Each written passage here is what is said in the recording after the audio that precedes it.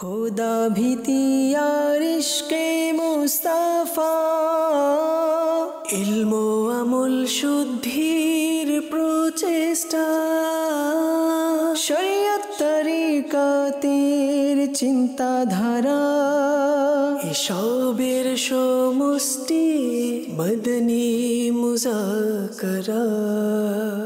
আলহামদুলিল্লাহি রাব্বিল আলামিন والصلاة والسلام على خاتم النبيين أما بعد فأعوذ بالله من الشيطان الرجيم بسم الله الرحمن الرحيم الصلاة والسلام عليك يا رسول الله وعلى آلك وأصحابك يا حبيب الله الصلاة والسلام عليك يا نبي الله وعلى آلك وأصحابك يا نور الله। রিসালা জিয়ায়ে দুরুদ সালাম পেজ নাম্বার 2 থেকে ফরমানে আখিরি নবী সাল্লাল্লাহু আলাইহি ওয়াসাল্লাম নাম্বার 2। কিয়ামতের দিন মানুষের মধ্য থেকে আমার নিকটবর্তী সে হবে যে দুনিয়াতে আমার উপর অধিক দুরূদ শরীফ পাঠ করবে। সল্লু আলাল হাবিব সাল্লাল্লাহু আলা মুহাম্মদ। প্রশ্ন করুন, প্রতিটি প্রশ্নের উত্তর দিতে পারবো এটি আবশ্যক নয়। যথাসাধ্য উত্তর দেওয়ার চেষ্টা করা হবে।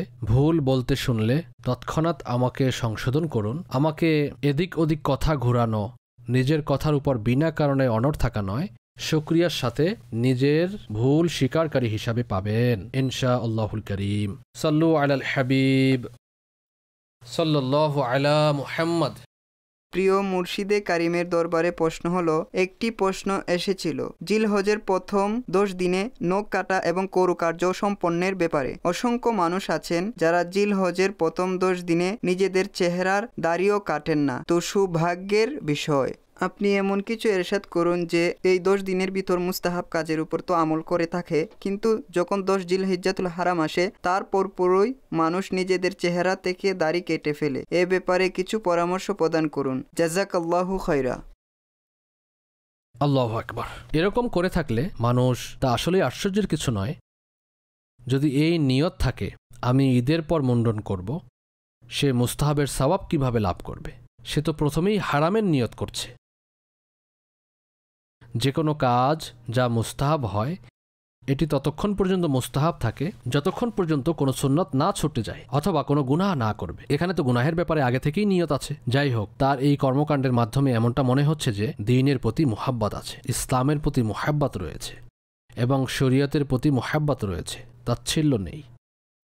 যদি এরকম করেই থাকেন, আল্লাহ তৌফিক দিন যিনি এরকম করছেন ওনার উচিত হচ্ছে তিনি যেন হিম্মত করেন এবং স্থায়ীভাবে দাড়ি রেখে দেন এবং তওবাও করে নিন ভবিষ্যতে, অর্থাৎ অতীতের যত বড় মুন্ডন বা খাটো করেছেন এর জন্য তওবা করুন। একজন ইসলামী ভাইকে আমি চিনি, তিনি ঈদে মিলাদুন্নবীর খুশিতে চাঁদ রাত থেকে 12 দিনের জন্য দাড়ি মুন্ডানো পরিত্যাগ করেছিলেন।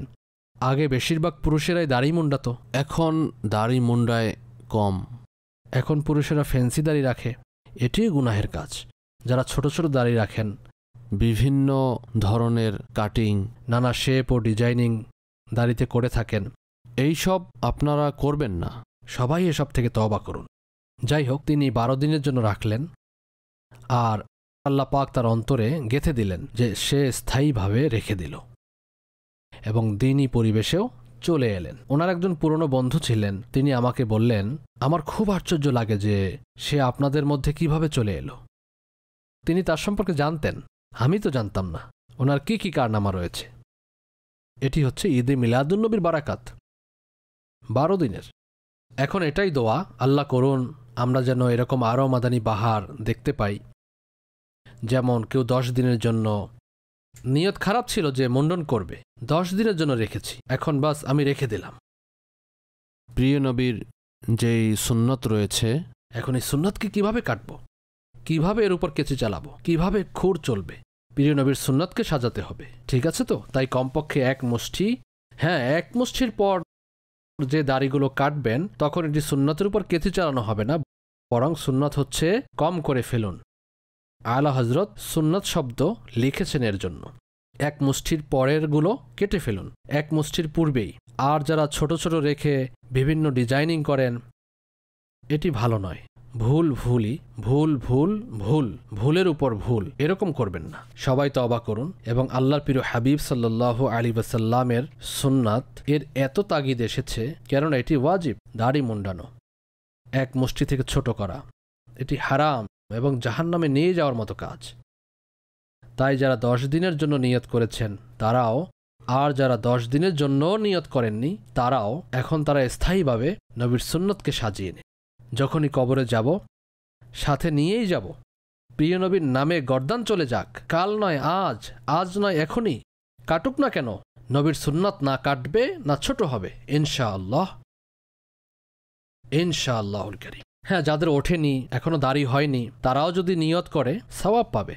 নিয়তের সওয়াব তো পেয়েই যাবে, তবে অন্তরে নিয়ত থাকতে হবে যে আমি অবশ্যই রাখবো এবং তা ধীর হতে হবে।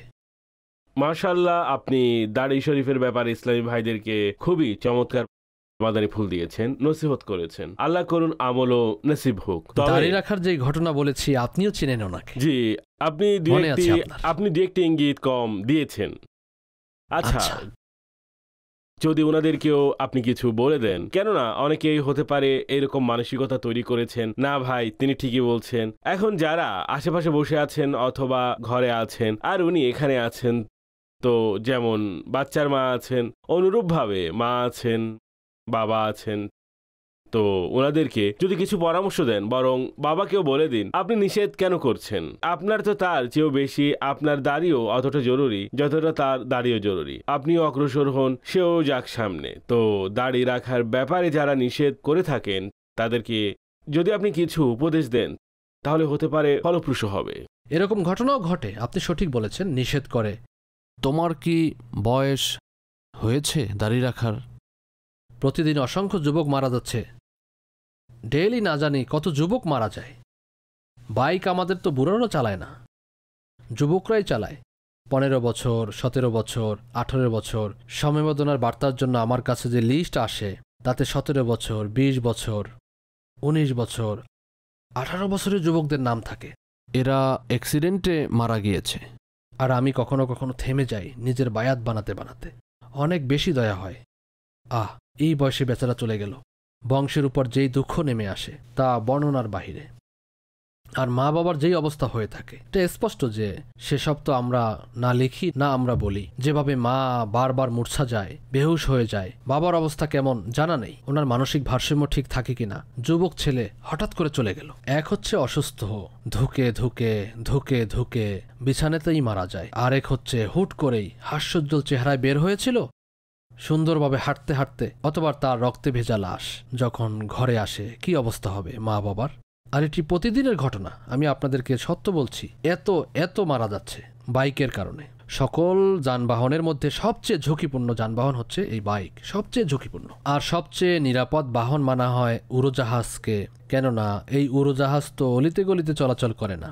তথ্য বলছি আমি জানার জন্য। এখন বাইক ছাড়া চলাও যায় না, কি করবে মানুষ? তাই সাবধানে চালানো উচিত। হেলমেট, মজবুত মানের হেলমেট নেওয়া উচিত, মজবুত ভালো মানের হেলমেট নেওয়া উচিত, ভালো কোম্পানির। এরপর বাঁধতেও হবে। অনেকে শুধু রেখে দেয় মাথার উপর ফর্মালিটির জন্য, পুলিশকে ধোকা দেওয়ার জন্য। পুলিশ কিছু বলুক বা না বলুক, যখন পরে যাবেন তখন বুঝতে পারবেন পুলিশ বাঁচাতে আসবে না। হেলমেট ছিটকে গিয়ে অন্য কোথাও পড়বে আর আপনার মাথা যাবে। এর ফলেই মানুষ নিহত হয়, মৃত্যু হয়, আহত অথবা বেচারা বেহুশ হয়ে যায়। তাই মূল কথা হলো সবারই ভয় করা উচিত আল্লাহকে। যারা এভাবে বাধা প্রদান করে দাড়ি রাখতে কিংবা অন্যান্য নেকির কাজে, তারা একটু ভাবুন যে এদেরকে আপনি মৃত্যু থেকে বাঁচাতে পারবেন না। তাই আপনিও আপনার আখিরাতের ফিকির করুন। আপনিও রাখেন না, সন্তানকেও রাখতে দেন না। কত বয়স হয়েছে তার দেখুন না। আমি তো বলছি কত অল্প বয়সী ছেলেরা প্রতিদিন মারা যাচ্ছে, হার্ট ফেল করছে। হ্যাঁ, আমি বাস্তব কথা বলছি। 18 বছরের যুবক, 20 বছরের যুবক, 22 বছরের যুবকের নাম আসে আমার কাছে যাদের হার্ট ফেল হয়েছে। এটা আল্লাহর কুদরত, আমাদের জন্য শিক্ষা। আমরা শিক্ষা গ্রহণ করি না। ফাতাবিরু ইয়া উলিল আবসার, এটি কোরআনের আয়াত। হে দৃষ্টি সম্পন্নরা, শিক্ষা গ্রহণ করো। আমরা বুঝতে চাই না কিছু, কোনো ল্যাঙ্গুয়েজ বুঝি না, জানি না কি হয়ে গেল। তাই এটি মনে রাখবেন। যেমন ধরুন কেউ দাড়ি রাখলো, যুবক সন্তান, আর মা তাকে বাধা দেয় অথবা বাবা বাধা দেয়, জানেন এটি কোন দিকে যাচ্ছে? কোরআনে কারীমে ওয়ালিদ বিন মুগীরা গোস্তাকে রসুল, যে প্রিয় নবী সাল্লাল্লাহু আলাইহি ওয়াসাল্লামের গোস্তাকি করেছিল, তখন কোরআন তার 10টি দোষ বর্ণনা করেছে। আর তার মধ্যে এটাও আছে, মান্নাইল খায়র, সৎ কাজে বড় বাধাদানকারী। ছোট নয়, বড় বাধাদানকারী, সৎ কাজে বড় বাধাদানকারী। তাই সৎ কাজে, নেকির কাজে বাধা প্রদান এটি যেন তেন কাজ নয়, এটি ওয়ালিদ বিন মুগীরা গোস্তাকে রসুলের কারনামা অর্থাৎ কর্মকাণ্ড, এটি কোরআনে বর্ণনা করেছে। তাই এ জাতীয় যেসব লোক আছেন, এমনকি মা বাবা যদি বিনা কারণে নফল নামাজে, নফল রোজাতেও যদি বাধা দেয়, তারা এই আয়াতেরই অন্তর্ভুক্ত হবেন। অনুরূপভাবে যারা দাঁড়িয়ে রাখতে বাধা দিবে, তারাও এই আয়াতের অন্তর্ভুক্ত হবেন। এটি মান্নাইল খায়র এর ন্যায় কাজ করছে। তাই এমনটি করবেন না, তওবা করুন। আমাদের তো প্রিয় নবী সাল্লাল্লাহু আলাইহি ওয়াসাল্লাম এর মতো কাজ করতে হবে, তার গোস্তাকদের মতো কাজ করা যাবে না। আল্লাহ ও রসুলের দুশমনের ন্যায় কাজ করা যাবে না। আমাদেরকে কোরআন বলছে, লাকাদ কানা লাকুম ফি রাসূলিল্লাহি উসওয়াতুন হাসানা, আল্লাহ রসুলের সত্তার মাঝে তোমাদের জন্য সর্বোত্তম আদর্শ রয়েছে।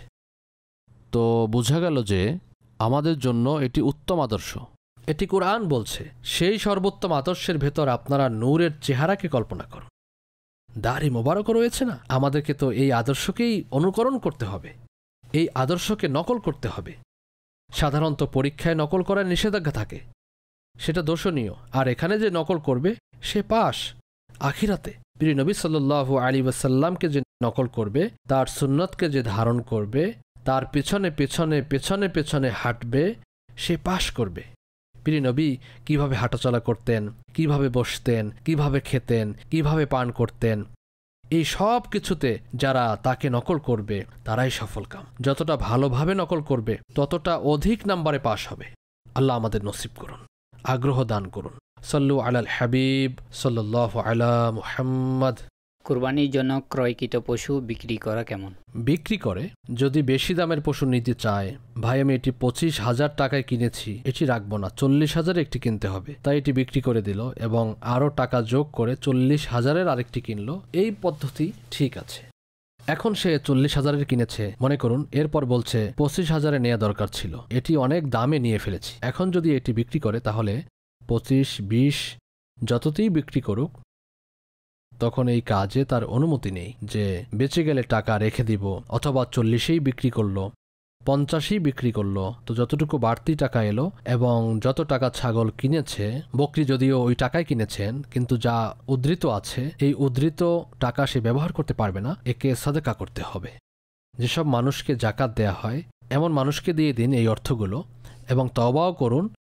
সে গুনাহের কাজ করেছে, তার এমনটা করার অনুমতি ছিল না। আর যে ফকির হয়, শরঈ ফকির, শরীয়ত যাকে ফকির হিসেবে স্বীকৃতি দিয়েছে, মেনেছে, সে যদি কোরবানির নিয়তে পশু ক্রয় করে, এটি তো বদলাতেই পারবে না, কোনো অবস্থাতেই এটিকে আর পরিবর্তনের অনুমতি নেই, এর দ্বারাই তাকে কোরবানি করতে হবে। এটা তো যিনি ধনী তার জন্য, যার উপর কোরবানি ওয়াজিব ছিল, যেই মাসআলাটি এইমাত্র আলোচনা হয়েছে, এটি তার জন্য মাসআলা। ফকিরের মাসআলা তো এমন, আহত হয়ে গেল, পা ভেঙে গেল, তখনও সেটাই কোরবানি করতে হবে। বুঝতে পেরেছেন? এটিকে সে বদলাতে পারবে না, ধনী বদলাতে পারবে, সে করতে পারবে না। ধনী মানে এমন ব্যক্তি যিনি সাহিবে নিসাব হবেন এবং তার নিসাব ঋণের মধ্যে ডুবে থাকবে না, সাহেবে নিসাব হবেন, তার উপর কোরবানি ওয়াজিব। এখানে ধনী বলতে তাকেই বোঝায়। জাকাত এবং এই নিসাবের মাঝে পার্থক্য আছে কিছুটা। জাকাতে বছর অতিবাহিত হতে হয়, আর এতে কোরবানিতে মাসালা হচ্ছে 10 জিলহজ শরীফের সুবহে সাদিক, অর্থাৎ যখন সেহরির সময় শেষ হয়, যখন ফজরের ওয়াক্ত হয়, ওই সময় থেকে শুরু করে 12 জিলহজ শরীফ ঈদের তৃতীয় দিন, যাকে আমরা বলে থাকি। তো 12 জিলহজ শরীফের সূর্য অস্তের আগে আগেই যদি সে সাহিবে নিসাব হয়ে যায়, মনে করুন হুট করেই তাকে কেউ গিফট দিল নির্দিষ্ট টাকা, যার মাধ্যমে সে সাহিবে নিসাব হয়ে গেল, তখন তার উপর কোরবানি ওয়াজিব হয়ে গেল। সল্লু আলাল হাবিব সাল্লাল্লাহু আলা মুহাম্মদ। কোরবানির আলোচনা চলমান আছে এবং কিছু প্রশ্ন আছে। আমরা চাইব যেন এগুলোর উত্তর প্রদান করা হয়। কিছু প্রশ্ন আমি আপনার সমীপে উপস্থাপন করছি। আগেরকার উম্মতের মাঝেও কি কোরবানির ইবাদত ছিল? জি হ্যাঁ, প্রতিটি সম্প্রদায় ভিন্ন ভিন্ন পদ্ধতি ছিল। প্রিয় নবী সাল্লাল্লাহু আলাইহি ওয়াসাল্লাম কি প্রতি বছর কোরবানি করেছেন? যখন থেকে বিধান নাজিল হয়েছে, মদিনাতুল মুনাওয়ারার 10 বছরের মাদানী জীবনে প্রতি বছরই তিনি কোরবানি করেছেন সাল্লাল্লাহু আলাইহি ওয়াসাল্লাম। পুরো পরিবারের পক্ষ থেকে কি একটি ছাগল কোরবানি করা যাবে? পুরো পরিবারের পক্ষ থেকে একটি ছাগল যথেষ্ট নয়। একটি ছাগল শুধুমাত্র একজন ব্যক্তির পক্ষ থেকে কোরবানি করা যেতে পারে। সন্তানের পক্ষ থেকে কি বাবার উপর দায়িত্ব বর্তায় তিনি কোরবানির পশু কিনে আনবেন এবং জবেহ করবেন? জি না। ছেলে অথবা মেয়ে পড়ালেখা করে, উপার্জন করে না, কোরবানি কি তাদের উপরও ওয়াজিব হবে? উপার্জন করুক কিংবা না করুক, যিনি সাহিবে নিসাব এবং কোরবানির শর্ত পাওয়া যায় তার মাঝে ওয়াজিব হওয়ার, তবে এখন তাকে কোরবানি করতে হবে। বৃদ্ধ মা বাবার পক্ষ থেকে কোরবানি করাটা কি জরুরি? জি না। মৃত আত্মীয়স্বজনের পক্ষ থেকে কি কোরবানিতে ভাগ রাখা যেতে পারে? রাখা যেতে পারে। যদি কেউ হজ করতে যায় তাহলে হজের কোরবানির কারণে কোরবানির যে ওয়াজিব ছিল তা কি আদায় হয়ে যাবে? হজের যে কোরবানি আছে হজ্জে তামাত্তুতে অথবা হজ্জে কিরানে, তো এগুলো হচ্ছে শুকরিয়ার কোরবানি। হজের শুকরিয়ার কোরবানি এ সম্পর্কে কোরবানির ঈদের কোরবানির সাথে নয়, বরং তাতে এই শর্ত আছে তারা যেন হারামের ভিতরে থাকেন। যারা হজে গিয়েছেন এবং সাহিবে নিসাব যাদের উপর কোরবানি ওয়াজিব, তারা কি হজের কোরবানিও করবেন এবং ওনার উপর অন্য যে কোরবানি ওয়াজিব আছে তিনি কি 2 কোরবানি করবেন? যদি তিনি মুসাফির হন, যদিও ধনী হন, সম্পদশালী হন, তখন তার উপর কোরবানি ওয়াজিব নয়। আর যিনি মুসাফির নন,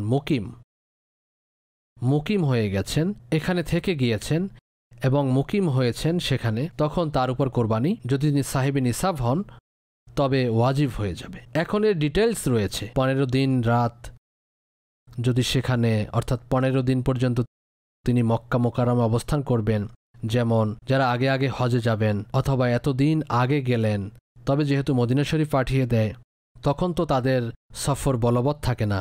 কিন্তু মাসআলা এটাই, 15 দিন যদি তারা সেখানে থাকেন, উদাহরণস্বরূপ মক্কা মুকাররমায় অথবা মদিনাতুল মুনাওয়ারায়, তখন তো তাদের উপর কোরবানি ওয়াজিব হবে, শর্ত উপস্থিত থাকা অবস্থায় সাহিবে নিসাব হলে। কিন্তু মক্কা শরীফে 15 দিন তো পাওয়া যাচ্ছে, কিন্তু এর মাঝে তিনি জানেন যে মাঝখানে ওনারা মিনাও যাবেন, আরাফাতেও যাবেন, মুজদালিফাতেও যাবেন, তখন তার সফর ভেঙে যাবে।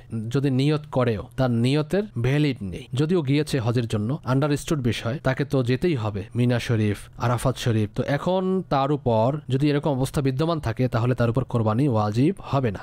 স্ত্রীর কোরবানি কি স্বামীর দায়িত্বে পড়ে? জি না। ফকির ব্যক্তির কোরবানির নিয়তে ক্রয়কৃত পশু মারা গেলে অথবা হারিয়ে গেলে তার বিধান কি? তার উপর পুনরায় ওয়াজিব নয়, নতুন পশু ক্রয় করে কোরবানি করাটা তার দায়িত্ব শেষ। আচ্ছা, ফকির দ্বারা উদ্দেশ্য রাস্তার ভিখারি নয়। ভিখারিদের কাছে তো অনেক সময় বহু সম্পদ থাকে। শরীয়ত যাকে ফকির বলে স্বীকৃতি দেয়, অর্থাৎ যিনি এমন ব্যক্তি, বিষয়টি আপনারা এভাবে বুঝে নিন, এমন ব্যক্তি যিনি সাহিবে নিসাব নন, কোরবানির শর্ত পাওয়া যায়নি এবং এটি ওয়াজিব নয় তার উপর, তিনি হলেন ফকির। যদিও 50 লাখ টাকা তার কাছে আছে, কিন্তু তিনি 60 লাখের ঋণগ্রস্ত, যদিও পরিশোধ করছেন না, কিন্তু 60 লাখের ঋণ আছে তার উপর, তখন 50 লাখ টাকা তার কাছে থাকা সত্ত্বেও তিনি ফকির। যদি তিনি পরিশোধ করেন তবুও আরও 10 লক্ষ টাকা তার উপর ঋণ থেকে যাচ্ছে। কোরবানি কি ইসালে সওয়াব করা যেতে পারে?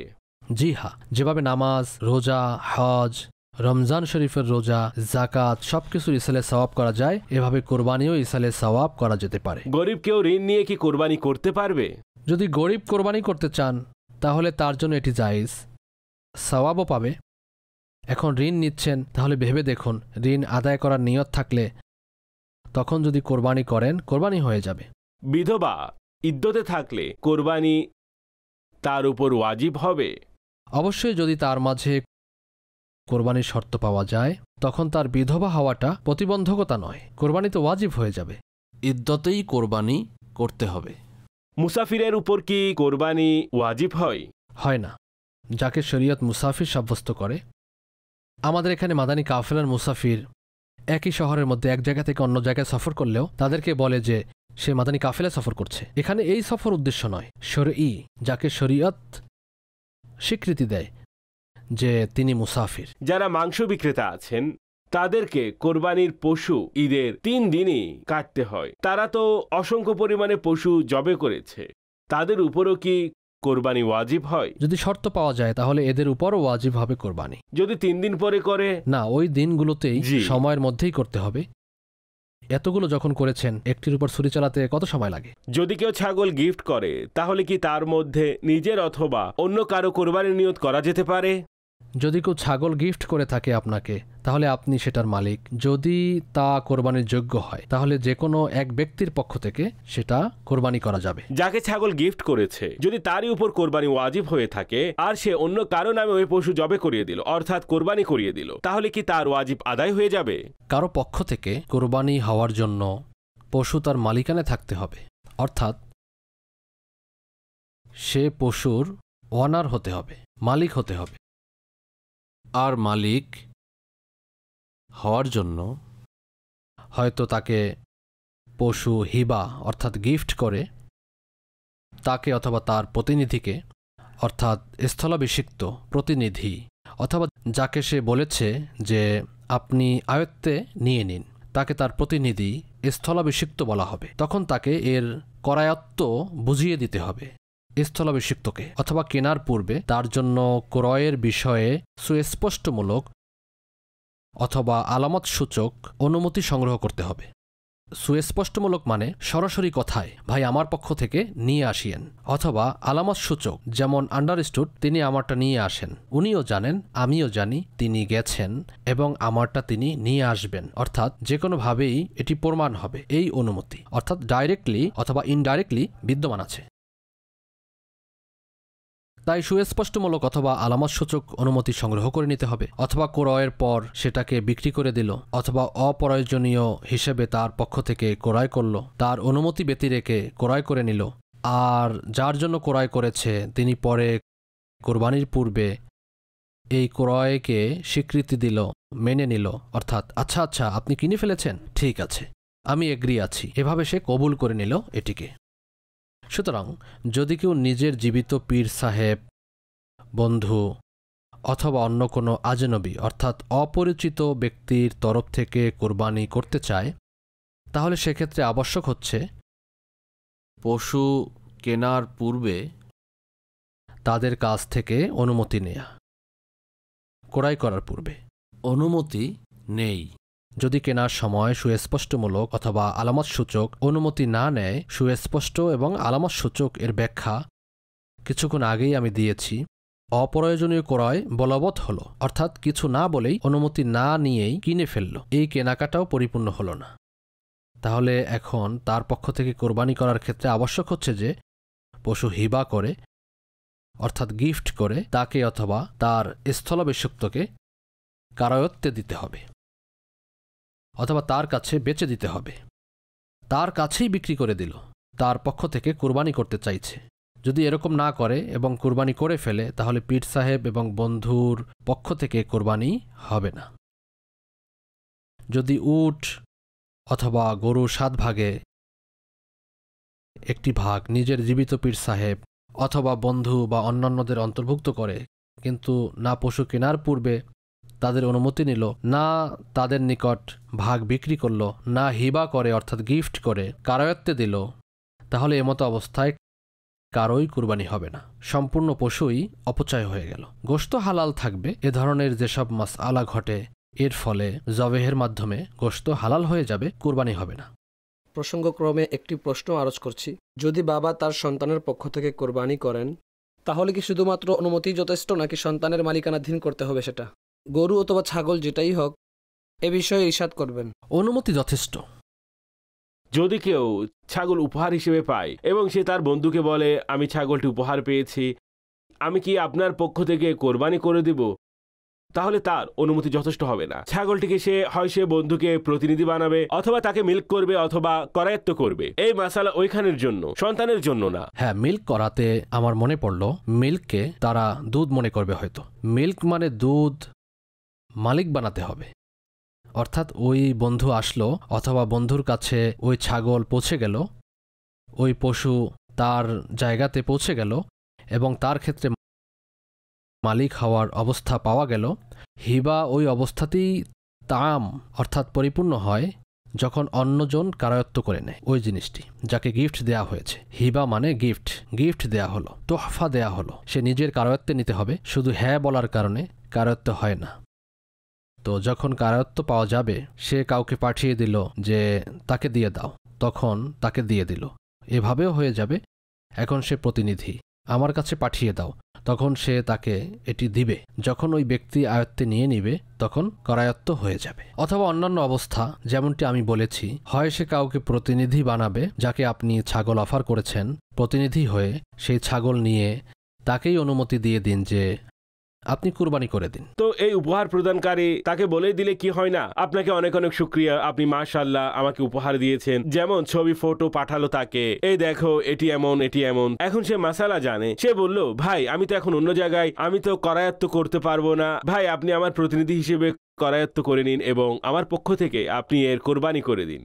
অর্থাৎ তাকে বলে দিন আপনি আমার পক্ষ থেকে এটিকে করায়ত্ত নিয়ে নিন। একে উকিল বলা হয়, প্রতিনিধিও বলা হয় একে। এবং মালিক অর্থাৎ ওনার, ইনি এটার ওনার হয়ে যাবেন। অতঃপর তিনি তাকে বলে দিন যে আপনি এটি কোরবানি করে দিন আমার পক্ষ থেকে অথবা অন্য কারো পক্ষ থেকে। যখন এটা বলবেন তখন উনি কোরবানি করিয়ে দিবেন। সাল্লু আলাল হাবিব সাল্লাল্লাহু আলা মুহাম্মদ। আজ আমাদের যে টপিক তা হচ্ছে ক্রেতা এবং বিক্রেতা। আসসালামু আলাইকুম। ওয়ালাইকুম আসসালাম। কি নাম আপনার? আমার নাম ওয়াইস। কখন থেকে এই কাজ করছেন? এই কাজ 8-10 বছর যাবত করছি। মানুষ এসেই বলে 2 দাঁত হয়েছে। এখন 2 দাঁত দ্বারা উদ্দেশ্য কি? বেশি লম্বা হওয়া, বেশি চওড়া হওয়া, কি? চওড়া হয় এবং বড় হয় দাঁত। সামনে যে 2 দাঁত থাকে তা কিছুটা বড় হয়ে থাকে। তো ওয়েস ভাই, ঘরে নিয়ে যাওয়ার পর 1 দাঁত খুলে গেল। না, এটি শুনেছি ঠিক, তবে এমনটি কখনো দেখিনি আমরা। না, এরকমটি শুনেছেন তো? শুনেছেন যেহেতু এরকম হয়েছে। নকল দাঁতও লাগায়। আমি বলছি যে আমি শুধু শুনেছি, কখনো দেখিনি নকল দাঁত। দাঁত দেখার শখ থাকে অনেক মানুষের। এক তো দাম জানার শখ থাকে, শখ হয়ে থাকে, আর দাঁত দেখার শখ থাকে। তো যারা অভিজ্ঞতা সম্পন্ন ব্যক্তি তারা বলেন, কি বলেন, এই পশুর 2 দাঁত নেই, এটা ওনাদের অভিজ্ঞতা বলে এবং ওনারা প্রমাণও করেন। ব্যবসায়ীরা 2 দাঁতকে বড় দেখানোর জন্য 4 দাঁতের বাকি 2 দাঁতকে গ্রাইন্ডার করে দেয়, ফাইল লাগিয়ে দেয়, আর 2 দাঁত ভিজিবল করে দেয়। এ জাতীয় ধোঁকাবাজিও ব্যাপারীরা করে থাকে। জি, হয়ে থাকে এমন ধোঁকাবাজি। যারা অসাধু তারা করে, আমাদেরকেও এরকম না। কেউ বলল, ভাই দেখান তো 2 দাঁত নাকি 4 দাঁত। তখন ব্যাপারী মুখ খুলে দেখাবে, যদি নকল দাঁত হয় হতে পারে বাসায় পৌঁছতে পৌঁছতে এলফি কাজ করা ছেড়ে দিল আর দাঁত হাতে চলে এলো, এখন ওই বেচারার কুরবানি শেষ। না, এরকম তো হয় না, নকল দাঁত লাগিয়ে বিক্রি করা। আপনি কখনো দাঁত লাগিয়ে দেননি? নকল শিং লাগিয়ে বিক্রি করেছেন হয়তো। আল্লাহ মাফ করুক, কখনো এরকম করিনি। পশুরা সাধারণত জীর্ণ শীর্ণ হয়, অর্থাৎ অতটা হৃষ্টপুষ্ট হয় না, কিন্তু তাদেরকে বেসনের পানি পান করায়। যখন ঘরে যায় তাদের পুরো হাওয়া বেরিয়ে যায়। হয় এরকম, যারা অসাধু তারা এসব করেন। এটি বেশিরভাগ ছাগলের ক্ষেত্রেই হয়। বড় পশুদের কিছু রোগ আছে, ছোট পশুদের কিছু রোগ আছে। সেম হয় নাকি ভিন্ন ভিন্ন হয়? সেম হয়ে থাকে। সেম হয়ে থাকে। এখন আমার মতো কোনো মানুষ এলো আর আমার গরু পছন্দ হলো, কিন্তু সেটা অসুস্থ, তখন ব্যাপারীরা অসুস্থ পশুকেও বিক্রি করে দেয়। আমি আপনাকে কি বলছি, যারা অসাধু তারা করে থাকে।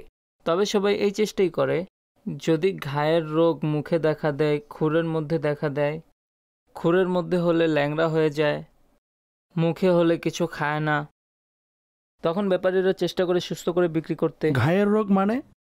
মুখ খুরের যে রোগ আছে, মুখ ও খুরার যে রোগ আছে, সেই রোগকে বলে। কিন্তু আমি কিভাবে চেক করব? এটা আপনি এখন দেখলেই বুঝবেন। পেছনে মুখ চালাচ্ছে গরুটি। জি জি। মুখে ঘা হলে এভাবে মুখ চালাবে না। তো একে চুইংগাম জাতীয় কিছু খাওয়াইছেন নাকি? এটি জাবর কাটছে। আচ্ছা। খাবার হজম করছে নিজের। আচ্ছা, আর খুরের সমস্যা কিভাবে বুঝতে পারবো? খুরের সমস্যা হলে খুঁড়িয়ে খুঁড়িয়ে হাঁটবে পশু। আচ্ছা, শিংয়ের ব্যাপারে যদি কথা বলি, অনেক খামারিরা সৌন্দর্যের জন্য শিং কেটে দেয়, আর অনেকে সৌন্দর্যের জন্য শিং লাগিয়ে দেয়, তাও এলফিজের। এরকম কেন করে? এখন অনেক বেশি ফ্যাশন চলছে পশু শিংবিহীন হওয়া, সৌন্দর্য বাড়ানোর জন্য। এই শিং কিভাবে কাটে? এটি কাটা অবস্থায় আসে পাঞ্জাব থেকে। নখ কাটার পর যেভাবে বড় হয়ে যায়, শিং কি বড় হয় না? কমপক্ষে 2-2.5 মাস লাগে এটি সেট হতে। তো ওটার শিং কি এখনো বের হয়নি? এটার শিং আর কখনোই বের হবে না। এদেরকে আগুনের ছ্যাঁক লাগানো হয়। তো পশুর চামড়া পুড়ে যাওয়ার আশঙ্কা থাকে না? পুড়ে গেলেও এরপর ঠিক হয়ে যায় এটি। তো যখন এই চামড়া পুড়ে যাবে তখন আর এই শিং বড় হবে না অথবা দ্রুততার সাথে বাড়বে না? বড়ই হবে না। বড়ই হবে না। পশুর পেট ফুলা রোগ হলে সেটি কিভাবে বোঝা যাবে? সেটা ডাক্তারই বলতে পারবেন। ওয়েস ভাই, বলা হয় যে তার পেটে হাত বুলালে বোঝা যায়। শুধু শুধু আর কি, ওনারা জ্যোতিষী নাকি হাত লাগালেই বুঝে যাবে? কারণে বুলাচ্ছে। জি আচ্ছা, হ্যাঁ, এটাই পদ্ধতি, প্রথা হয়ে গেছে। মূলত এটা পদ্ধতি নয়, ডাক্তারই বলতে পারবেন। অনেক পশুর নাকে রশি লাগানো হয়। এটি কেন লাগানো হয়? এটি তাদের ক্ষিপ্রতার কারণে লাগানো হয়। এটি কি কষ্টদায়ক বিষয় নয় পশুর জন্য? কষ্টদায়ক তো বটেই, এটি সাময়িকের জন্য, এরপর এটি তার জন্য স্বাভাবিক হয়ে যায়, সমস্যা হয় না। যদি না লাগানো হয় তো? না লাগালেও কোনো সমস্যা নেই, পশুর ব্যাপার। যদি শান্তশিষ্ট হয় তাহলে না লাগালেও ঠিক আছে। আপনি আমাদের ডিসকাশন শুনলেন, আর সেই ডিসকাশনে এটি বলা হয়েছে যখন পশুর শিং কাটা হয় তখন এর যেই গোড়া আছে সেখানে পুড়ে দেয়া হয় যেন পুনরায় শিং বের না হয়। আচ্ছা, ডিসকাশনে আরও একটি বিষয় আলোচনা হয়েছে। যখন ব্যাপারীর কাছ থেকে পশু নিয়ে যায় ক্রেতা, সেই সময় ক্রেতার দাঁতের ব্যাপারে অতটা জানা থাকে না। তখন ব্যাপারীরা বলে যে 2 দাঁত আছে, আপনি নিয়ে যান। আর যখন ক্রেতা ঘরে পৌঁছে তখন সে দেখে হয়তো একটি দাঁত নকল, যা আর্টিফিশিয়াল পদ্ধতিতে লাগানো থাকে, অথবা পুরো 2 দাঁত সঠিকভাবেই উঠেনি, বরং তাকে 2 দাঁতওয়ালা বানানোর জন্য তার বাকি দাঁতগুলো ঘষা হয়। তো এটি বিষয়েও একটি প্রশ্ন তৈরি হয়। আচ্ছা, আমি যেই 2টি প্রশ্ন করলাম, এছাড়াও ব্যাপারী এবং ক্রেতা সম্পর্কে বিভিন্ন আলোচনা হয়েছিল, সে ব্যাপারেও বলবেন এবং আমার এই 2 প্রশ্ন সম্পর্কেও বলবেন প্লিজ শেখ। তাহলে সঠিক কোনটি? আল্লাহ আল্লাহ, প্রতারণা তো এক্ষেত্রেই করে থাকে অসাধু ব্যবসায়ীরা। আপনার শুধু শিংয়ের কথা মনে ছিল, লেজের কথা ভুলে গেছেন আপনি সম্ভবত। লেজের বিষয়টিও আমার মনে পড়ছে। আমি নিজে দেখেছি লেজ কাটা ছিল পশুর, সেটাকে একটি টেকনিকের মাধ্যমে টেপ ইত্যাদি লাগিয়ে তার সাথে সেট করা ছিল লেজ। কেউ যদি এভাবে করে তবে হাতে চলে আসবে লেজ। যখন পশুর শিং কাটা হয় তখন এর যেই গোড়া আছে সেখানে পুড়ে দেয়া হয় যেন পুনরায় শিং বের না হয়। আচ্ছা, ডিসকাশনে আরও একটি বিষয় আলোচনা হয়েছে। যখন ব্যাপারীর কাছ থেকে পশু নিয়ে যায় ক্রেতা, সেই সময় ক্রেতার দাঁতের ব্যাপারে অতটা জানা থাকে না। তখন ব্যাপারীরা বলে যে 2 দাঁত আছে, আপনি নিয়ে যান। আর যখন ক্রেতা ঘরে পৌঁছে তখন সে দেখে হয়তো একটি দাঁত নকল, যা আর্টিফিশিয়াল পদ্ধতিতে লাগানো থাকে, অথবা পুরো 2 দাঁত সঠিকভাবেই উঠেনি, বরং তাকে 2 দাঁতওয়ালা বানানোর জন্য তার বাকি দাঁতগুলো ঘষা হয়। তো এটি বিষয়েও একটি প্রশ্ন তৈরি হয়। আচ্ছা, আমি যেই 2টি প্রশ্ন করলাম, এছাড়াও ব্যাপারী এবং ক্রেতা সম্পর্কে বিভিন্ন আলোচনা হয়েছিল, সে ব্যাপারেও বলবেন এবং আমার এই 2 প্রশ্ন সম্পর্কেও বলবেন প্লিজ শেখ। তাহলে সঠিক কোনটি? আল্লাহ আল্লাহ, প্রতারণা তো এক্ষেত্রেই করে থাকে অসাধু ব্যবসায়ীরা। আপনার শুধু শিংয়ের কথা মনে ছিল, লেজের কথা ভুলে গেছেন আপনি সম্ভবত। লেজের বিষয়টিও আমার মনে পড়ছে। আমি নিজে দেখেছি লেজ কাটা ছিল পশুর, সেটাকে একটি টেকনিকের মাধ্যমে টেপ ইত্যাদি লাগিয়ে তার সাথে সেট করা ছিল লেজ। কেউ যদি এভাবে করে তবে হাতে চলে আসবে লেজ। একইভাবে নকল দাঁত লাগানো বিষয়টিও প্রসিদ্ধ, লাগিয়ে থাকে অসাধুরা। শিংয়ের বিষয়টিও আমরা এইমাত্র শুনলাম, আর না জানি কি কি টেকনিক করে। একবার আমরা ছাগল কিনছিলাম, তো সেটা নিয়ে হাঁটলাম মাত্র ছাগলের বাজারে, যেটা কাছেই অবস্থিত। বাইরে বের হয়ে সেটা নিয়ে হাঁটছিলাম, ছাগলটি হুট করেই অস্থির হয়ে গেল। যখন দাঁড়ালাম তখন তার নিঃশ্বাস বের হয়ে গেল। আল্লাহ পাকই জানেন তার কি রোগ ছিল, কি পান করিয়ে সেটাকে দাঁড় করিয়ে দিয়েছিল ওই লোকেরা। আমি কিনে ফেললাম এবং তার টাইম শেষ হয়ে গেল বেচারার। তো ব্যাপারীদের মাঝে নানান ধরনের ছলছাতুরি চলতে থাকে। ধোকাবাজি তো অনেক বেশি চলে। ভেষণ খাইয়ে পশুকে মোটাতাজা করে এরা বিক্রি করে দেয়। ওজনের মাধ্যমে যেসব ছাগল বিক্রি হয়, ফার্মের ছাগল, সেগুলোকেও এই ধরনের ভেষণ খাইয়ে এবং ছাগলের ওজনকে তারা মুহূর্তের মধ্যেই বাড়িয়ে দেয় যেন ওজনে বেশি ওয়েট হয়। এভাবে ধোকাবাজির বিভিন্ন ধরনের পদ্ধতি আছে। যেখানে যেখানে ধোকাবাজি পাওয়া যায় এটি হারাম এবং জাহান্নামে নিয়ে যাওয়ার মতো কাজ। এটি মাথায় রাখবেন, এই কাজটি একদমই করা উচিত নয়। চাই কোরবানির জন্যই পশু বিক্রি করুক, চাই বিবাহের জন্য বেচুক, অথবা এমনিতেই মানুষ পশু কিনুক, সারা বছরই এর কেনাবেচা চলতে থাকে। ধোকা দেয়া গুনাহ, সেটা গরু ছাগলের ব্যবসা হোক কিংবা অন্য জিনিসের ব্যবসা হোক। না গোখাদ্যের ব্যাপারে, না দড়ির ব্যাপারে, প্রতিটি জিনিসেই যার মধ্যেই ধোঁকা থাকবে, তো এটি গুনাহের কাজ। এখন কথা হলো, শিং এই ব্যাপারে ক্যাটেল ফার্মের মালিক বলেছিলেন একবার এমনভাবে উপড়ে ফেলে যে আপনি সহ্য করতে পারবেন না। আমাকে বললেন, একটি ছেলের সাথে দেখা করিয়েছিলেন। এই ছেলেটি খুবই দক্ষ শিং উপড়ে ফেলার কাজে। সে নিজের টেকনিকের মাধ্যমে গরুর শিং গোড়া থেকেই উপড়ে ফেলে, টেনে টেনে। এর ফলে গরু ছটফট অবশ্যই করে, সেজন্যই বলেছেন আপনি সহ্য করতে পারবেন না। অনেক কষ্ট দিয়ে উপড়ে ফেলে। এরপর উনি যেমনটি বললেন, সিল করে দেয় আগুন দ্বারা, যাতে করে পুনরায় না গজায়। আবার অনেক গরুর এতটুকু এতটুকু শিং বের হয়ে থাকে। বিভিন্ন টেকনিক আছে হয়তো এর, আমি যেটা বললাম এটা এখানকারই ঘটনা। এর মানে হচ্ছে তিনি বলেছেন যে দূর থেকে এরকম হয়ে আসা, এখানেও এরকম করা হয়, এরকম কাজ তো অন্যান্য জায়গাতেও হয়ে থাকে হয়তো। বিভিন্ন শহরে শিং উপড়ে ফেলে, এটি সৌন্দর্যের জন্য করা হয়, এর ফলে গরুকে সুন্দর লাগে। অন্যথায় বড় বড় শিংওয়ালাও পশু আছে, আপনারা সেগুলো ক্রয় করেন না। আগে মানুষ এসব পশু কোরবানি করত, বড় শিংওয়ালা, এখন করে না। এখন এর একটা ট্রেন্ড চালু হয়েছে, গোড়া থেকে উপড়ে ফেলল শিং এবং একে বন্ধ করে দিল। আর এমন পশুর কোরবানি যেগুলোর শিং বের করা হয়েছে এবং জখমও পূর্ণ হয়ে গেছে, বুঝাই যায় না। এটি তো বিস্তারিত আলোচনা হওয়াতে জানা গেল এভাবে শিং উপড়ে ফেলে এর মাধ্যমে কোরবানি হয়ে যাবে। এখন এর মধ্যে ত্রুটি নেই, বরং সৌন্দর্য তৈরি হয়ে যায় পশুর মধ্যে। বর্তমান সৌন্দর্যের এই অবস্থা আমাদের এখানে বিদ্যমান, এসব হয়ে থাকে। অনুরূপভাবে একটি দাঁত নকল ছিল আর একটি কম বয়স্ক ছিল, আর সেটা কম বয়স্ক ছিল। কম বয়স্ক বলা হয় একে, অর্থাৎ যেসব পশু 2 দাঁতের হয় না, পরিপূর্ণ হয় না। পূর্ণবয়স্ক তো 8 দাঁতে বলা হয়, অর্থাৎ যখন বুড়ো হয়ে যায় তখন তাকে পূর্ণবয়স্ক সম্ভবত ব্যাপারীরা বলে থাকেন। যদি 2 দাঁতের হয় এবং একটি দাঁত বেরিয়ে গেল এবং ছাগলের 1 বছর পূর্ণ হয়ে গেল, কিন্তু তার একটি দাঁত এখন বেরিয়ে গেল আর নকল দাঁত তিনি লাগিয়েছেন। এমনিতেই নকল দাঁত লাগাবেন কেন? ডাল মে কুছ কালা থা, সেজন্যই। এটি 1 বছরে ছিল না, সেজন্যই লাগিয়েছেন হয়তো। যদি এরকম কোনো ঘটনা সামনে আসে আর জানা যায় যে এটি 1 বছরের নয় ছাগলটি, তাহলে এর কুরবানি হবে না। আর যদি দুম্বা হয় অর্থাৎ ভেড়া হয়, যেগুলোর দেহে উল থাকে, হোয়াইট অথবা অন্য কালারের উল, তো ওই পশু যদি 6 মাসেরও হয়, 6 মাসের চেয়ে ছোট হলে চলবে না, বড় হলে চলবে, কিন্তু কোন অবস্থায় চলবে। কিন্তু কোন অবস্থায় চলবে? 6 মাস বয়সী। দূর থেকে যদি দেখতে 1 বছরের মনে হয়, অথবা অন্যান্য দুম্বার সাথে দাঁড়িয়ে আছে 1 বছরের, তাদের সাথে একেও 1 বছরের মনে হচ্ছে, হৃষ্টপুষ্ট, তখন কুরবানি হয়ে যাবে। আর যদি 1 বছরের মনে না হয়, বাচ্চা মনে হয়, তখন কুরবানি হবে না।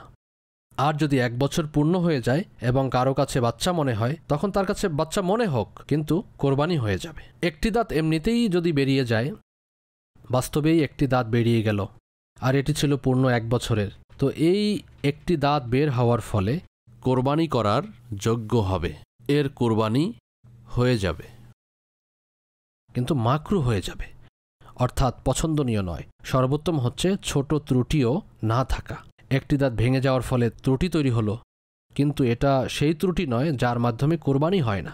বের হওয়া শব্দটিকে আপনি একটু স্পষ্ট করে দিন। আসলে বের হওয়া আমাদের এখানে 2 অর্থে ব্যবহৃত হয়। এক তো গোড়া থেকে তৈরি হয়নি, বের হয়নি, আর আরেক হচ্ছে দাঁত উঠে পড়ে গেল, ভেঙে গেল।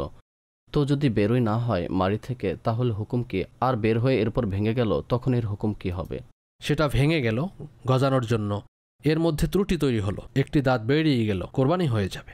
আর যদি বেরই না হয়, অর্থাৎ এটি 1 বছরেরই নয়, দাঁত ওঠেনি, এখন বের হওয়ার বিষয়ে আমি যেসব তথ্য একত্রিত করেছি এই বিষয়গুলো সম্পর্কে যারা অভিজ্ঞ আছেন তাদের কাছ থেকে, তো আমি এই ফলাফলে পৌঁছেছি যেসব পশু চড়ে বেড়ায় খোলামেলা, তারা ঘাট ছিঁড়ে ছিঁড়ে টেনে টেনে খায়, তার যেই দুধের দাঁত ছিল সামনের, এগুলো তাড়াতাড়ি পড়ে যায় আর 1 বছরের পূর্বেই এই 2 দাঁত গজিয়ে যায়।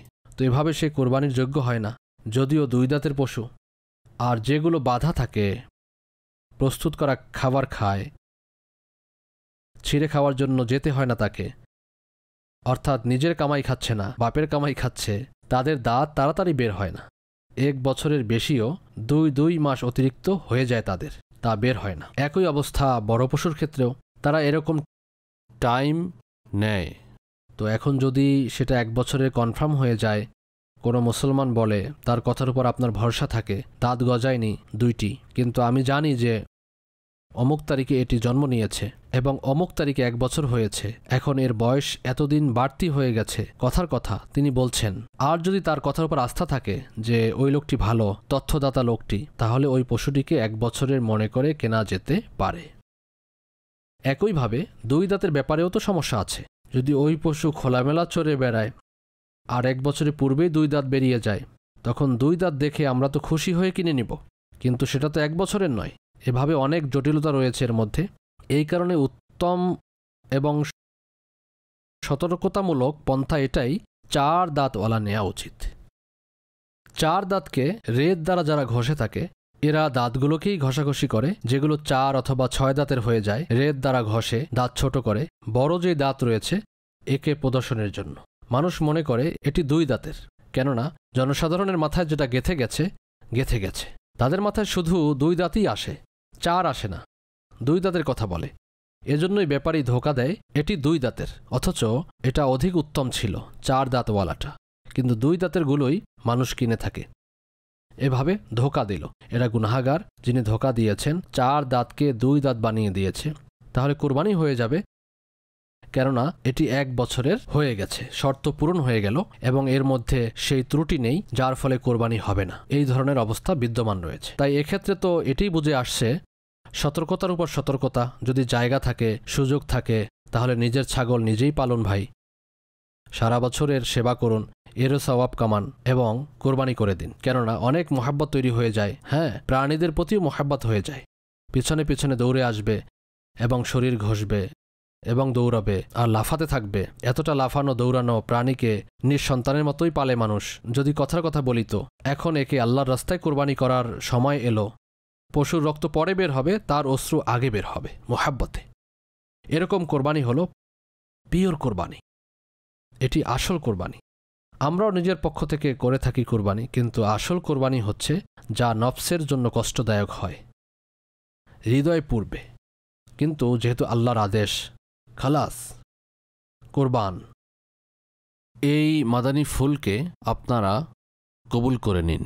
যাদের কাছে জায়গা আছে এবং যারা এর খিদমত করতে পারবেন, মানুষ পালন করে, আগে থেকে নিয়ত করে নিল, আগে থেকেই এটি কোরবানি পশু হয়ে যাবে। এবং মদিনা একে খিদমত করুন এবং এর যে আদব রয়েছে সেসবের প্রতি খেয়াল রাখুন। সাল্লু আলাল হাবিব সাল্লাল্লাহু আলা মুহাম্মদ। প্রিয় আমির আহলে সুন্নত, আপনার নিকট আরজ হচ্ছে, জিজ্ঞেস করার ছিল, আমার ভাই দেশের বাইরে থাকে, তিনি আমাকে নির্দিষ্ট কিছু টাকা পাঠিয়েছেন আমার অ্যাকাউন্টে এবং বলেছেন এই টাকা কুরবানির জন্য। তাই আমাকে মাসআলা বলে দিন যে আমি ওই টাকা দ্বারা কিভাবে কুরবানি করব। আমি কি তার কাছ থেকে অনুমতি নেব নাকি নিজের মালিকানা নিয়ে নেব? এর মাসআলা কি হবে? কেননা তিনি তো আমাকে টাকা পাঠিয়ে বলে দিয়েছেন একটি বড় পশু ক্রয় করে ঘরের পক্ষ থেকে কুরবানি করে দিও। এই বিষয়ে আমার জন্য কি দিক নির্দেশনা রয়েছে? টাকাই পাঠিয়ে দিয়েছেন কোরবানির জন্য, আপনাকে প্রতিনিধি বানিয়েছেন তিনি, আমার পক্ষ থেকে কোরবানি করে দিয়েন, এটিও তো বলেছেন। তাই এখন আপনি পশু ওই বাজেটে, যেটুকু বাজেট আছে ওই হিসেবে শর্ত অনুযায়ী পশু নিয়ে নিন এবং কোরবানি করার সময় এটি মাথায় রাখতে হবে যেই দেশে তিনি আছেন এবং আপনি যেখানে কোরবানি করবেন যেই দেশে, তো উভয় দেশেই কোরবানির সময়সীমা থাকতে হবে। ওই সময় কোরবানি করলে তার পক্ষ থেকে কোরবানি হয়ে যাবে। সাল্লু আলাল হাবিব সাল্লাল্লাহু আলা মুহাম্মদ। কোরবানির পশু নিয়ে নিয়েছি, কিন্তু ওই পশুকে যদি এই বছর কোরবানি না করতে চাই, আরও 1 বছর পালতে চাই, সেটাকে আমরা পালার জন্য রেখে অন্য পশু কি কোরবানির জন্য কিনতে পারবো? যিনি শরঈ ফকির, যার উপর কোরবানি ওয়াজিব নয় নিসাবের দিক থেকে, যিনি সম্পদশালী মুসাফির, তার উপরও কোরবানি ওয়াজিব নয়, কিন্তু তাকে শরঈ ফকির বলা হয় না। তো এই শরঈ ফকির যার উপর কোরবানি ওয়াজিব নয় নিসাবের হিসেবে, তিনি যদি কোরবানির নিয়তে পশু ক্রয় করেন তাহলে সেটাকে কোরবানি করা ওয়াজিব, তিনি একে রাখতে পারবেন না অন্য বছরের জন্য, রাখলে গুনাহগার হবেন। এমনকি যদি কোরবানির সময় চলে যায় তাহলে এখন এটিকে জীবিত সদকা করতে হবে, জীবিত অবস্থায়। আর যদি জবেহ করে সদকা করে তাহলেও যেহেতু জবেহ করায় মূল্য কমে গেছে, ঘাটতি মূল্য সাথে মিলিয়ে সদকা করতে হবে। সামনের বছর যদি এর কুরবানি করে তাহলেও সম্ভব না। আচ্ছা, ধনী হলো যদি তিনি কোরবানির জন্য পশু কিনে থাকেন আর এখন তিনি পশুটিকে চাচ্ছেন 1 বছরে আরও হৃষ্টপুষ্ট হবে, আমি পালতে থাকি, অথবা অন্য যে কারণই থাকুক, তাহলে এর চেয়ে উত্তম অন্য আরেকটি ক্রয় করুন এবং সেটা কুরবানি করুন, একে সামনের বছর কুরবানি করুন। সল্লু আলাল হাবিব সাল্লাল্লাহু আলা মুহাম্মদ। আমির আহলে সুন্নতের সমীপে আমার প্রশ্ন হচ্ছে, প্রিয় আমির আহলে সুন্নত, আমরা প্রতি বছর আপনার পক্ষ থেকে কুরবানি করে আসছি, তো আপনার কাছ থেকে অনুমতি নেওয়ার কোনো ব্যবস্থা তো বিদ্যমান নেই, আমরা আপনার অনুমতি কিভাবে নিব? তো হুজুর, আপনার পক্ষ থেকে যেহেতু কুরবানি করে থাকি, তা কি আপনার পক্ষ থেকে আদায় হয়ে যায়? আর আমরা প্রতি বছর এভাবে হুজুর গাউসে আজমের পক্ষ থেকে কুরবানি করে থাকি, তাহলে কি হুজুর গাউসে আজমের পক্ষ থেকেও আমাদের কুরবানি আদায় হয়ে যাবে? গাউসে পাকের পক্ষ থেকে কুরবানি, এটি তো আন্ডারস্টুড যে ইসালে সওয়াব। জীবিত ব্যক্তির পক্ষ থেকে কোরবানি, সেখানে অনুমতির মাসআলা আছে। আর আমি এখন পর্যন্ত আপনার সাথেই বসে আছি, এজন্য অনুমতি নেয়ার ব্যবস্থা। যদি আমার পক্ষ থেকে কোরবানি দেন, আমার অনুমতি আবশ্যক। আপনি যা করেছেন, যদি তাতে ইসালে সওয়াবের নিয়ত হয়ে থাকে, তাহলে তো সেই কোরবানি ইসালে সওয়াব হয়ে গেল। কোরবানি আপনাদের পক্ষ থেকেই হলো, কিন্তু ইসালে সওয়াব আমার কাছের সওয়াব পৌঁছবে ইনশাআল্লাহুল কারীম। আর আমার কাছ থেকে অনুমতি নেয়ার বিষয়টি বাস্তবেই অনেক মুশকিল। আপনার খুশ নসিব যে আপনার কল চালানো হয়েছে, এত এত কল আসে, কার কার কল চালাবে বেচারারা। আবার অনেকের রেকর্ডিং ঠিক হয় না, অনেক সমস্যা। কোনো সমস্যা থাকে কলের মধ্যে, যা চালানো যায় না, চালালে কারোরই বুঝে আসবে না, গড় গড় ঘুরঘুর ঘুরঘুর আওয়াজ, মানুষ রেকর্ড করতে পারে না। আজকাল তো গরম পড়ছে, তো খড় ফ্যান চলতে থাকে, এমন অবস্থাতেই তারা রেকর্ড করে। আচ্ছা, কথা বলার সময়ও অনেক সময় তারা এভাবে বলে, এখন এই জায়গার খুব কাছাকাছি বলবেন তো কোয়ালিটি খারাপ হয়ে যাবে, ফ্যান চলছে, কোয়ালিটি খারাপ হয়ে যাবে আওয়াজের। অনেকে আস্তে আস্তে মিনমিন মিনমিন, তবুও ঠিকভাবে বলবে না। আবার অনেকে 120 কিলোমিটার গতিতে 150 স্পিডে কথা বলতে থাকে, তখনও কোয়ালিটি খারাপ হয়ে যায়। এই কারণেই সর্বোত্তম কোয়ালিটি ওই অবস্থাতেই হবে, ফ্যান বন্ধ, আওয়াজ নেই। অনেকে এমন ভয়েস পাঠায়, বারবার শুনতে হয়, যা কিনা কষ্টদায়ক, বোঝাই যায় না। বাইকে বসে যাচ্ছে আর কথা রেকর্ড করছে, কারে বসে যাচ্ছে, কথা বললে একদম পিপ, ভর ঘর ঘর, তখন বোঝা যায় না কি বলতে চাচ্ছেন। অনেক সময় একের অধিকবারও শুনতে হয় প্রয়োজনে। এই ধরনের কল কিভাবে চালাবে ভাই, এবং কি কারণে চালাবে? এভাবে চালালে তো আমাদের দর্শকরা বিরক্তি বোধ করবেন, ক্ষতি হবে। এই কারণে যেটা ভালো হয়, কোয়ালিটি সঠিক এবং শব্দ স্পষ্ট, কথা বোঝা যায়, তখন ওই সব কলস চালানো হয়। যাদেরগুলো চালানো হয় না, তারা মনকে বড় রাখুন এবং নিজেদের ত্রুটিকে ঠিক করুন। মাদানী চ্যানেলওয়ালাদের কটু কথা বলবেন না, আমাদের কল চালায় না। আরে ভাই, তোমাদের পা থাকলে কিভাবে হাঁটাবে? এতটা কারামতওয়ালা নয় এরা যে বিনা পাই হাঁটানো শুরু করে দিবে। যার কল ঠিক নয়, সে হচ্ছে পা বিহীন। তো যাই হোক, অনুমতি নেওয়াটা তো আসলেই কঠিন। আমার ইসালে সওয়াবের নিয়তে করে দিবেন। ইসালে সওয়াব তো সবাইকে করতে পারবেন, আমার পুরো পরিবারকে করে দিন, সকল আত্মীয়দেরকে করে দিন, সকল দাওয়াত ইসলামী ওয়ালাদেরকে করে দিন, পুরো মুসলিম উম্মতকে ইসালে সওয়াব করে দিন। এটিও হতে পারে। প্রিয় নবী সাল্লাল্লাহু আলাইহি ওয়াসাল্লামও তার উম্মতের পক্ষ থেকে কুরবানি করেছেন। আলা হযরত রাহমাতুল্লাহি আলাইহি বলেন, ফকিরের অভ্যাস হচ্ছে প্রতি বছর একটি কোরবানি নিজের বাবা খাতামুল মুহাক্কিকিন কুদ্দিসা সিরজুহুল আজিজের তরফ থেকে করে থাকি, এবং এর গোশত পোস্ত মানে চামড়া, স্কিন, এর গোশত পোস্ত সব সাদকা করে দেই, অর্থাৎ গরিবদের মাঝে বিলিয়ে দেই। এবং একটি কুরবানি হুজুর আকদাস সৈয়দুল মুরসালিন সাল্লাল্লাহু তাআলা আলাইহি ওয়া আলিহি ওয়াসাল্লামের পক্ষ থেকে করে থাকি, এবং তার গোশত, চামড়া সবকিছু সৈয়দ বংশের ব্যক্তিবর্গকে উপহার দিয়ে দেই। চামড়াও সৈয়দদেরকে এবং গোশত সৈয়দদেরকে।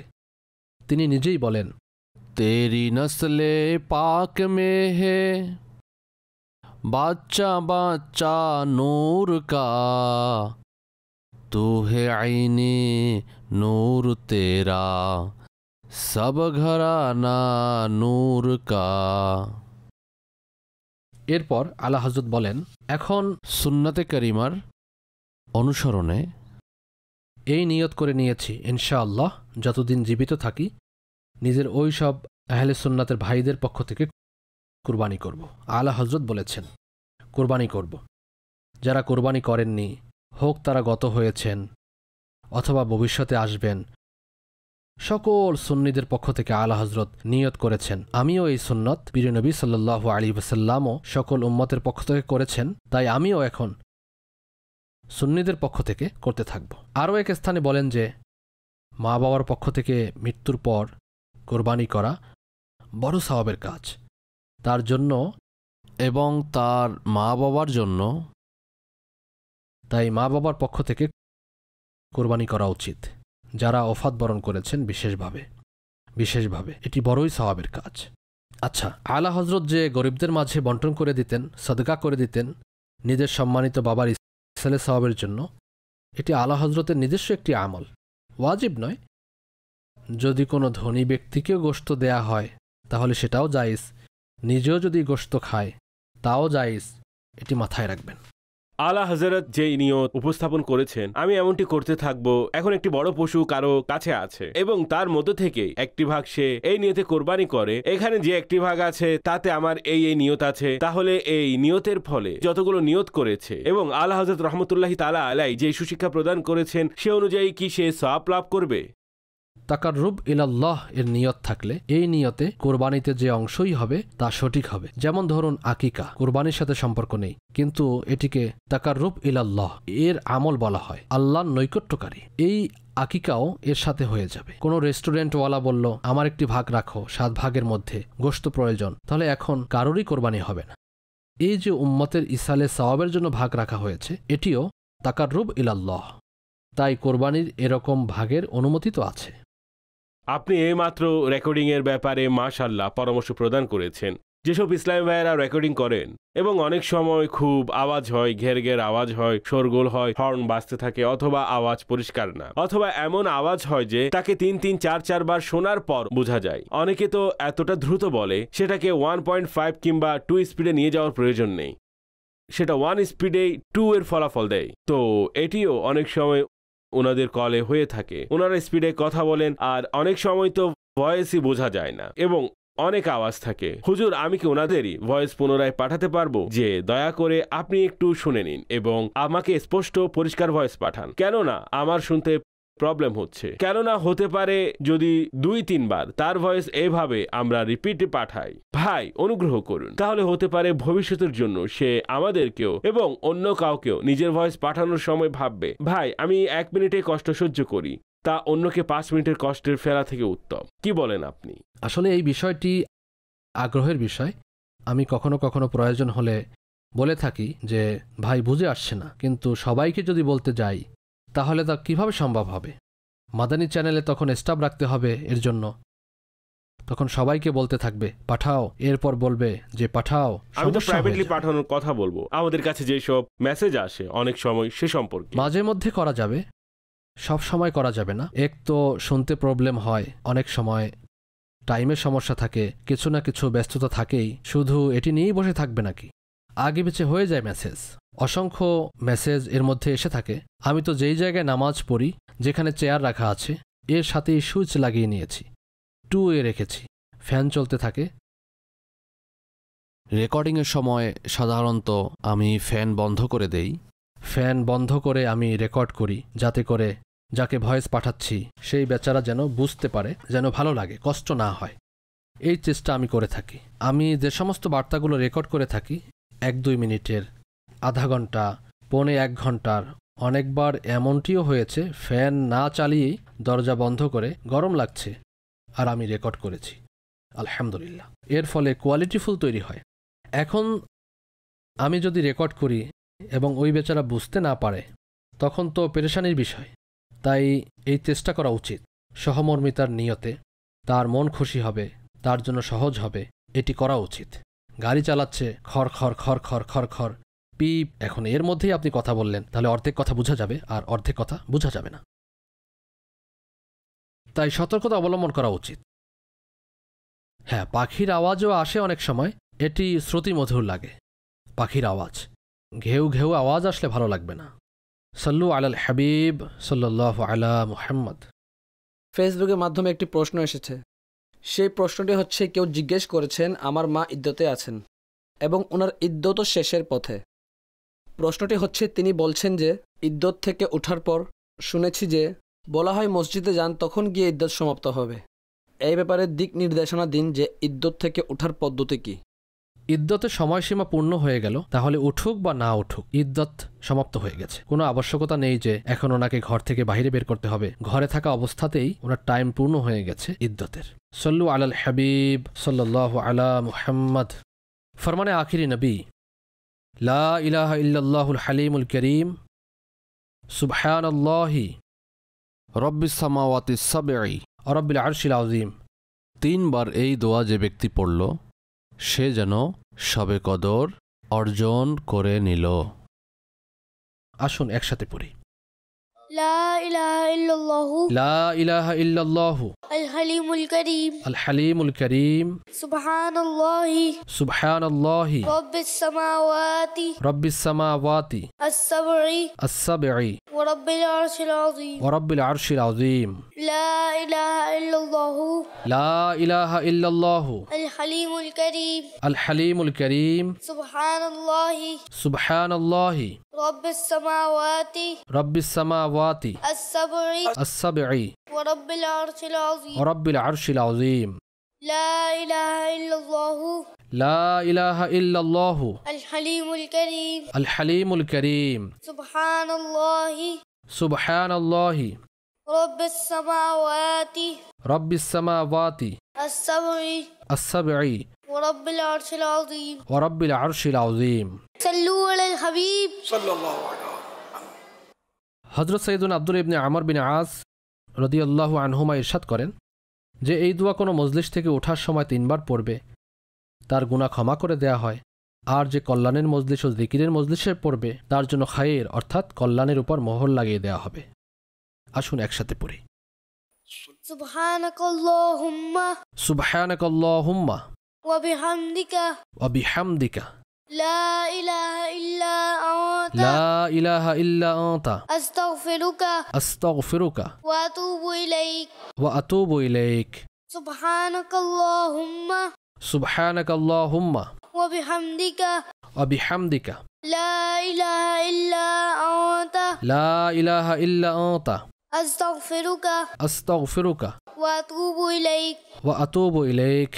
সুবহানাকাল্লাহুম্মা সুবহানাকাল্লাহুম্মা ওয়া বিহামদিকা ওয়া বিহামদিকা লা ইলাহা ইল্লা আনতা লা ইলাহা ইল্লা আনতা আস্তাগফিরুকা আস্তাগফিরুকা ওয়া আতুবু ইলাইক ওয়া আতুবু ইলাইক। সাল্লু আলাল হাবিব সাল্লাল্লাহু আলা মুহাম্মদ। खुदा भीति यार इश्के मुस्ताफा इल्मो আমল শুদ্ধির প্রচেষ্টা শরীয়ত তরিকাতের চিন্তাধারা এসবের সমষ্টি মদনী মুজাকরা।